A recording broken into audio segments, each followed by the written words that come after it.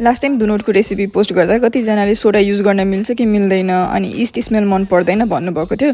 त्यसैले आजको रेसिपी चाहिँ केक डोनटको हो र यो छिट्टै नै सजिलो तरिकाले बन्छ। यसको लागि हामीलाई चाहिन्छ 2 कप मैदा, 2 teaspoon baking powder, 1 teaspoon baking soda, जाइफलको पाउडर, आधी कप चिनी र अलिकति नुन अनि यसलाई मजाले मिक्स गरिदिनु। अब अर्को भाँडामा 2 टेबलस्पुन मेल्ट गरेको बटर, एउटा अन्डा, आधी कप दूध र 2 टीस्पुन भनिला राखेर मिक्स गरिदिने। अनि यो पिठोको मिक्सरमा दुधको मिक्सर राखेर मुस्ने। यो डोलाई धेरै मुस्नु चाहिँ पर्दैन। काउन्टर टपमा मजाले पिठो छर्किने अनि डोलाई 1/2 इन्च बाक्लो हुने गरी बेल्ने र डो कटरले काट्ने। डो कटर छैन भने चाहिँ ग्लास अथवा जारहरूको बिर्को युज गर्दा नि हुन्छ।